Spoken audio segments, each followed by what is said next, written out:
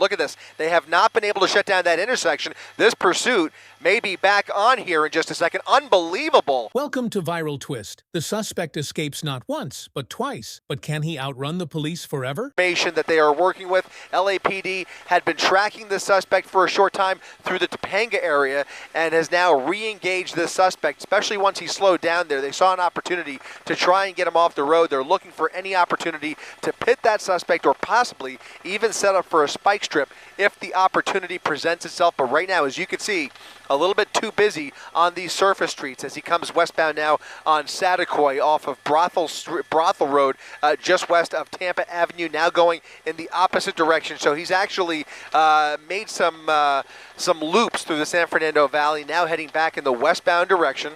And you can see that cruiser coming up along that left rear fender looking for any possibility or to basically spin the suspect out of control. This is just a little bit too narrow of a street here, but you see just how close he's getting here, guys.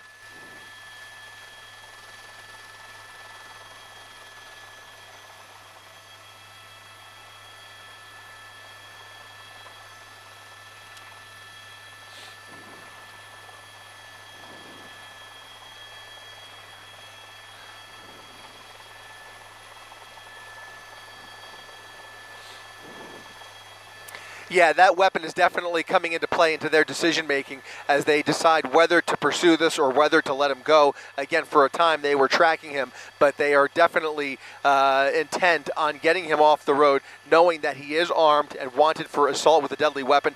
Now coming out onto Winnetka Avenue, and we'll see how the behavior behind the wheel changes here. Again, a lot of unknowns here. We do not know if there's anybody else besides the driver inside of that vehicle. You can see the windows are kind of tinted there, difficult to see through that driver's side window. Again, once they pull up behind him, he has shown signs of really stepping on that gas pedal. However, that vehicle is not extremely capable going through traffic lights, so he is showing signs of aggressiveness. We certainly do not know what the actual mental capacity is, but we do know that they are suspecting DUI here as one of the charges. So again, doing about the speed limit, maybe a little bit above the speed limit northbound on Winnetka Avenue here. He has done a complete loop here in this part of the valley. He started over in the Topanga division, which is where they started this pursuit, and now he's making his way all the way over here. He's now straddling that double yellow line, oncoming lanes of traffic here, looking for any opportunity to evade those units.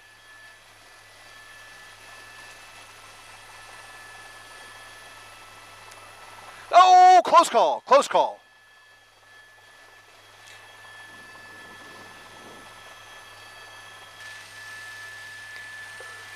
Yeah, this is the problem. Now, yeah, well, if there's any opportunity for a spike strip, they have already given the go-ahead for that spike attempt if they see it. However, the speeds here, look at him doing just a moment ago about 70 miles per hour on Winnetka Avenue. Now he's slowing down. Here comes a possible pit attempt, but there is cross traffic here. There is oncoming traffic. This is not the best place for it, but there it goes. A live pit maneuver right there into oncoming lanes of traffic, a textbook pit maneuver with now the suspect and that unit face to face. All three units coming to a stop here, officers with their guns drawn and the driver popping that door open. Let's be very careful here with this shot. We are ready for anything, but if he pulls out any kind of a weapon, we will be zooming out very rapidly. You can see them pointing their guns at that driver, commanding him out of the vehicle after a textbook pit maneuver, activating that inertia switch, and flipping that car 180 degrees in the opposite direction, now ending up on the southbound side of Winnetka Avenue here in Chatsworth, where they are giving that driver very specific commands to step out of that vehicle. Unstable, now putting it into reverse, Do they have the intersection shut down? Rob, still not shut down. Look at this. They have not been able to shut down that intersection. This pursuit may be back on here in just a second. Unbelievable. All that time, I thought for sure they would have somebody in position by now, but look at that. Look at all the damage there that he created during the course of this pursuit on the right side of the vehicle. This is the first time we're seeing the right side of the vehicle. You can see the undercarriage damage there, possibly 2 flat tires as he continues this pursuit now on Superior Street after backing up getting back in the vehicle, turning it back on, and now pulling it into reverse, and now the pursuit continues once again. A kind of an astonishing sight here after that aggressive and daring pit maneuver, guys. To see this pursuit continuing again is shocking. It's actually shocking, if you ask me. Yeah, he's definitely looks like he's got something in his hand. He appears to be alone in the vehicle. That 5-minute mark is going to come up many times in the after-action debrief of this pursuit. I can guarantee you that. There were 5 full minutes there where they tried to get the suspect out verbally without shutting down that intersection, which in most cases would have been shut down by now. But in any event, they can address that later. The pursuit is back on. We now have 5 black and whites in tow here as he continues this slow speed chase, now in Chatsworth, pulling on to Maria Street and Casaba Avenue, just passing Casaba. As he goes over that speed bump at a snail's pace, he understands that the vehicle is not behaving well.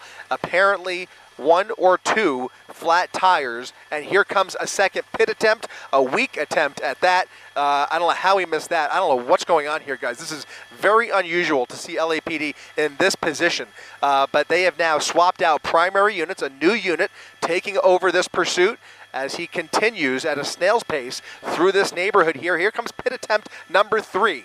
They are committed to getting this guy off the road. They have to now. There's no choice involved. They have to do it safely, though, and that is proving to be a challenge here with now going the wrong way. Now going the wrong way on Mason Avenue, pulling onto Mason Avenue over the median, and now on the correct side, here comes pit attempt number 3. Another pit attempt, a failed attempt at that, and the pursuit continues.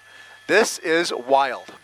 Every time they approach him, every time they spook him, whether it's a pit maneuver attempt or just pulling up behind him like this, even if he's not going to attempt the pit maneuver, they're increasing the adrenaline rush in the driver's seat. That's agitating the driver. This has been a game of cat and mouse from the very beginning, and you have to wonder what his ultimate intention is here. Once again, coming to a stop in a parking space. He was trying to communicate with them the first time. There are photos in his hand. Yeah, we saw some really daring moves there over the course of this pursuit. In and out of pursuit and tracking mode, we saw several pit maneuver attempts. We saw some very aggressive driving, very erratic driving, putting lots of lives in danger before ending up here in Chatsworth at Superior Street and Lurline Avenue, where he casually pulled into a parking spot along the curb there. The vehicle itself sustaining a fair amount of damage over the course of this pursuit. 2 flat tires, from what we understand, on the right side of the vehicle. Finally, the vehicle showing signs of giving up. The suspect showing signs of giving up, but not without some last-minute drama here at the end of this pursuit. You can see him holding on to some photographs in the last several minutes, looking back and communicating with officers.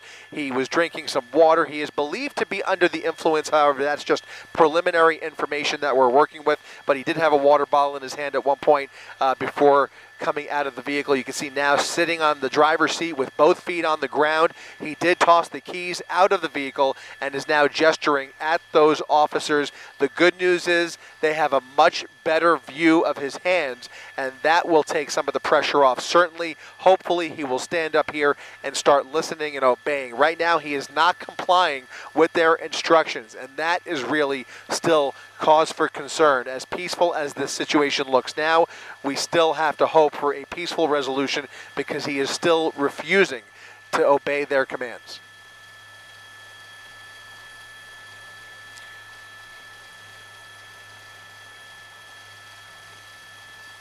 World News.